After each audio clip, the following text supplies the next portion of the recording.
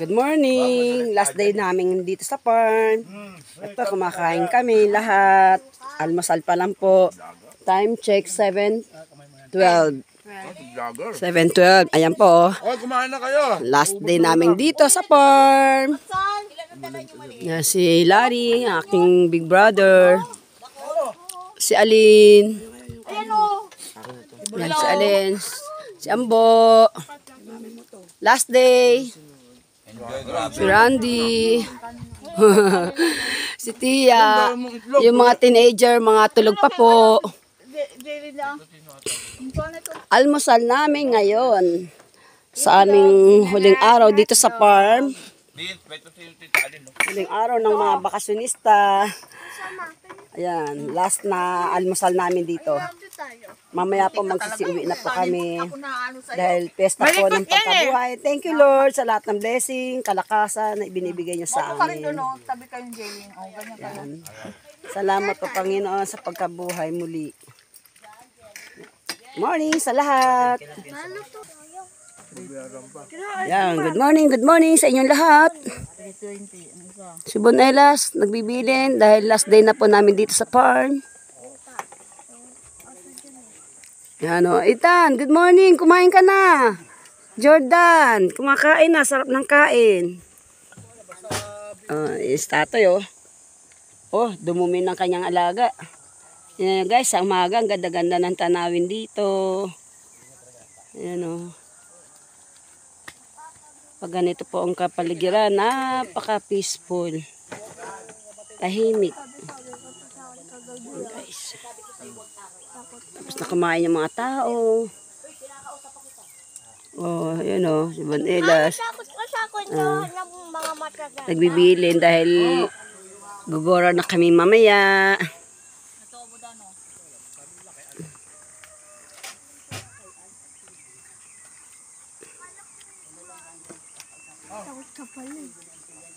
Mamaya naman ulit.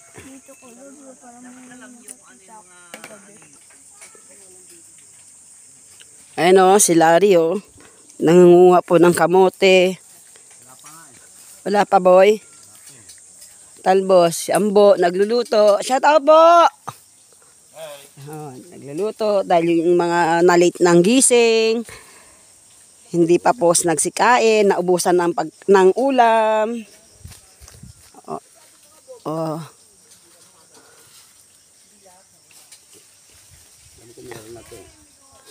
Papakita ko naman sa inyo yung mga bagong deliver na kalamansi at dalandan. Tapos. Ayan guys oh. 500 pieces po yan na kalamansi.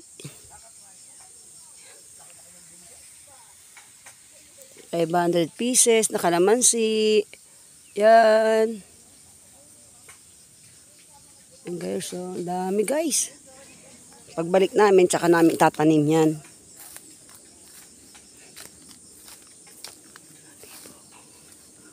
Ayan, kalamansi.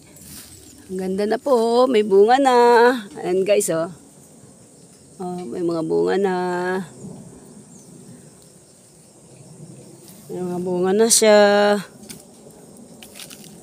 Ayan, puro kalamansi po yan. 500 na kalamansi. Siya, ang ganda oh. May bunga na rin. Uy, ito, ang laki oh. Ang laki na ng bunga. Dami na palang bunga ng mga dineliver. Ganda. Tapos po dito, may dalandan. Ito kalamansi. Tingnan niyo po ang difference ng kalamansi.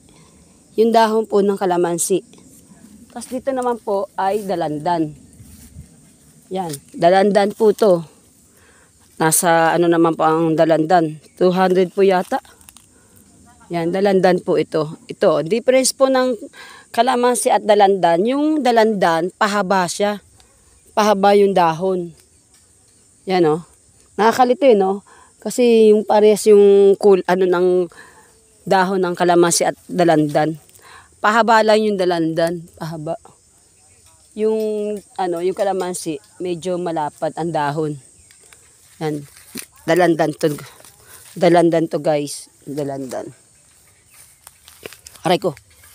Yan. Kalamansi.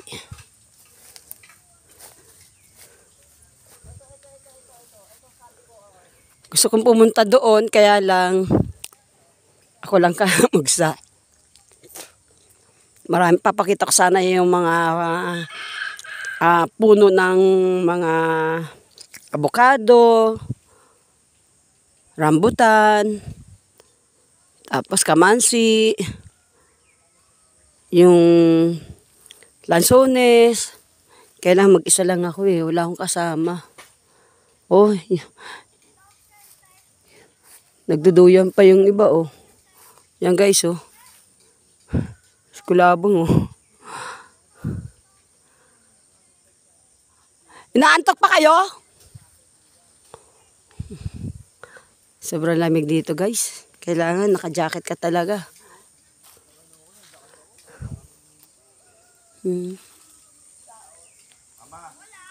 Kahapon nag-hiking kami. Nag-hiking kami kung saan gagaling yung ano po, yung tubig namin. Pinuntahan namin kasama mga bata. Masaya lang dahil first time namin mag-hiking ng ganong kasukal ang damon, ang mga puno, kawayan, grabe. Enjoy naman kasi pagdating namin doon, nagsiliguan kami. Grabe ang lamig. Ang lamig ng tubig. Parang kala mo may yelo. Experience, bagong experience po yun. Kaya yan. Kasama namin mga bata. Yan, mamaya-maya, uwi na kami. Uwi na kami sa Quezon City.